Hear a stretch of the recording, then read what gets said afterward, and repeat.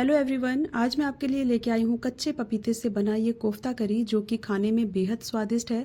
बनाना भी बहुत आसान है और ये मसालेदार ग्रेवी आप इसको अपने मनपसंद साइड डिश रोटी, चावल या पराठे के साथ में खा सकते हैं।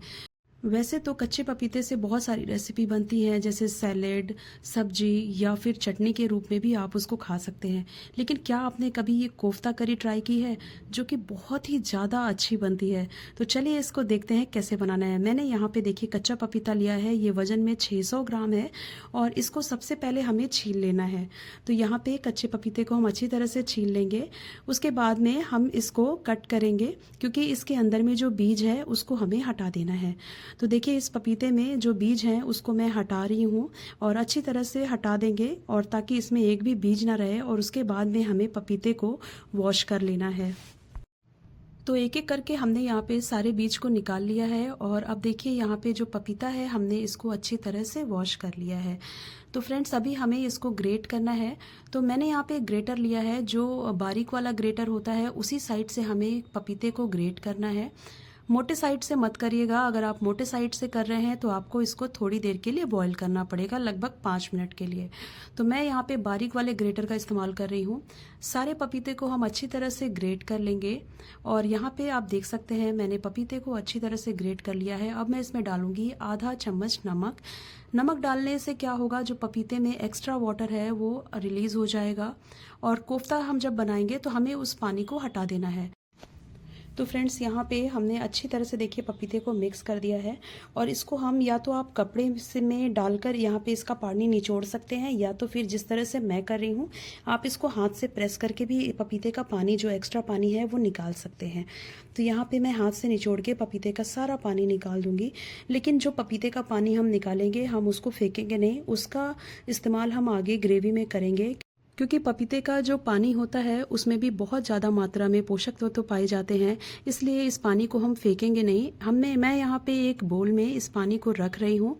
आगे हम जब ग्रेवी बनाएंगे तो इस पानी का इस्तेमाल करेंगे। अभी हमने एक ग्राइंडिंग जार लिया है, इसमें मैं ले रही हूँ 15 से 16 लहसुन की कलियाँ, साथ में मैं यहाँ पे 7 से 8 हरी मिर्च ले रही हूँ। मिर्च की क्वान्टिटी आप अपने अकॉर्डिंग कम ज़्यादा कर लीजिएगा। तो यहाँ पे हमने इसको कोर्सली ग्राइंड कर लिया है, जिसको हम ग्रेवी में इस्तेमाल करेंगे। साथ ही में मैं यहाँ पे 2 मीडियम साइज़ का प्याज लिया है, जिसको हमने फाइनली चॉप कर लिया है। तो फ्रेंड्स ये तैयारी हम कर रहे हैं ग्रेवी की। अब हम इसको कर देंगे साइड में, और जो हमने यहाँ पे पपीते को ग्रेट करके रखा था इसमें डालेंगे आधा चम्मच हल्दी पाउडर। 1 चम्मच के करीब में मैं यहाँ पे डाल रही हूँ धनिया पाउडर। आधा चम्मच जीरा पाउडर डाल रही हूँ। 1 चम्मच मैं यहाँ पे डाल रही हूँ चिली फ्लेक्स। अगर आपके पास है तो डालिए, नहीं तो आप इसको स्किप भी कर सकते हैं। और आधा चम्मच मैं यहाँ पे डाल रही हूँ लाल मिर्च पाउडर। साथ ही में मैं यहाँ पे डाल दूँगी आधा चम्मच के करीब में गरम मसाला, और यहाँ पे मैं डाल रही हूँ 2 बड़े चम्मच बेसन। तो टोटल मैंने यहाँ पे 3 बड़े चम्मच बेसन लिया है।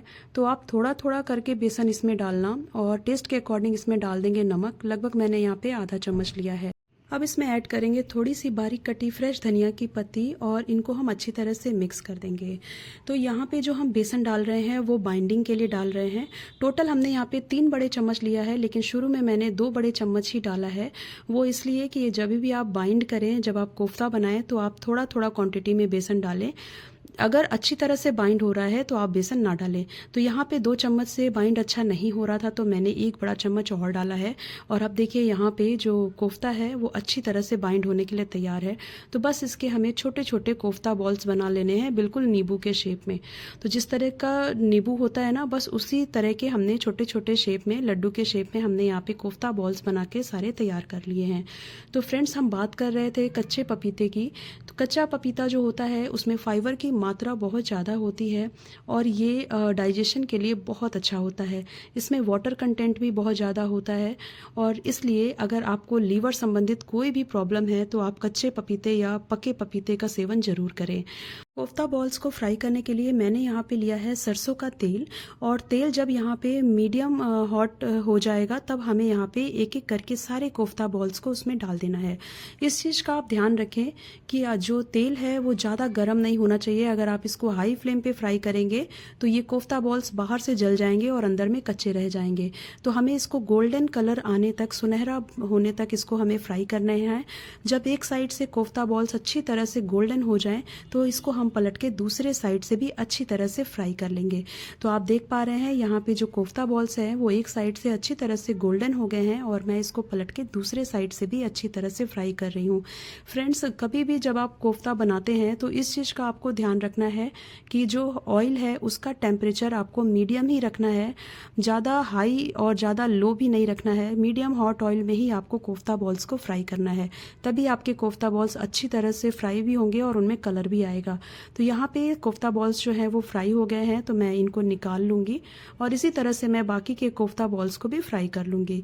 तो सेम इसी तरह से आपको भी करना है, क्योंकि फ्राई करने में हमने यहाँ पे सरसों का तेल ज़्यादा लिया था, तो जो एक्स्ट्रा ऑयल है वो मैंने निकाल दिया है और बस 1 बड़ा चम्मच हमने यहाँ पे सरसों का तेल लिया है। इसमें डाला है आधा चम्मच जीरा, साथ ही साथ आप इसमें डाल देंगे 1 तेज पत्ता और 1 बड़ी इलायची, 1 टुकड़ा दालचीनी का डाला है। इससे जो ग्रेवी है उसमें फ्लेवर बहुत अच्छा आता है। सबको अच्छी तरह से मिक्स कर देंगे और फ्लेवर आने तक हमें इसको यहाँ पे पका लेना है। फिर हम इसमें डाल देंगे 2 मीडियम साइज़ का प्याज, जिसको कि हमने फाइनली चॉप कर लिया है। प्याज को हमें यहाँ पे ट्रांसलूसेंट होने तक, मतलब हल्का गुलाबी होने तक पकाना है। तो यहाँ पे आप देख पा रहे होंगे प्याज जो है वो हल्का गुलाबी हो गया है। तो अब हम इसमें डाल देंगे लहसुन और मिर्च, जिसको हमने कोर्सली ग्राइंड किया था। 7 हरी मिर्च ली है और साथ ही साथ मैंने 15 से 16 लहसुन की कलियां ली हैं। लहसुन की क्वांटिटी थोड़ी यहाँ पे ज़्यादा है और मिर्च की आप अपने अकॉर्डिंग कम ज़्यादा कर सकते हैं। और सबको अच्छी तरह से यहाँ पे मिलाएंगे। 1 से 2 मिनट के लिए प्याज के साथ में हम इनको अच्छी तरह से भून लेंगे।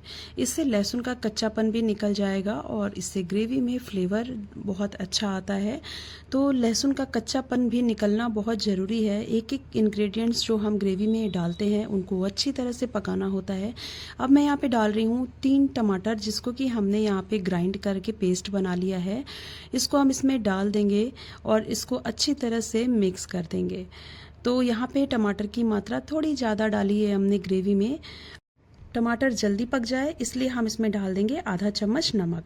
तो नमक आप अपने टेस्ट के अकॉर्डिंग डाल दें। नमक डालने से जो टमाटर का कुकिंग प्रोसेस है फ्रेंड्स वो फास्ट हो जाता है और टमाटर बहुत जल्दी गल जाता है और उसका कच्चापन भी निकल जाता है।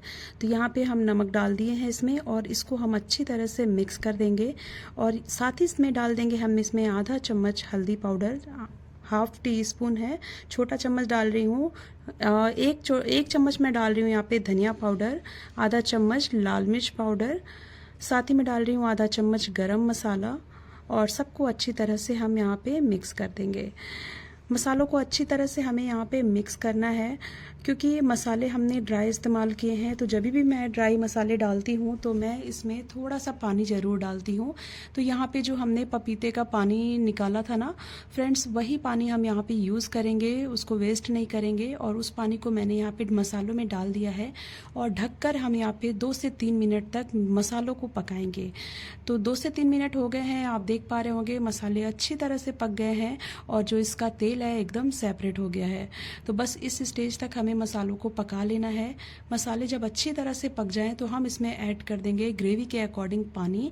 तो यहाँ पे मैं सेमी ग्रेवी बना रही हूँ, मतलब बहुत ज़्यादा ना पतली ग्रेवी बनाऊंगी कोफ्ते की और ना ही बहुत ज़्यादा गाढ़ी बनाऊंगी।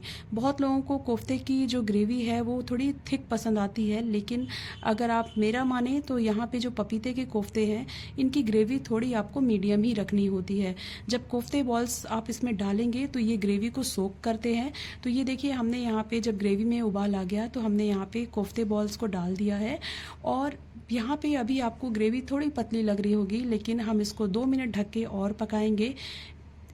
कोफ्ते बॉल्स जो हैं 2 मिनट के बाद आप देखेंगे कि कोफ्ते बॉल्स जो हैं वो अच्छी तरह से सॉफ्ट हो जाएंगे और ग्रेवी जो है थोड़ी गाढ़ी हो जाएगी।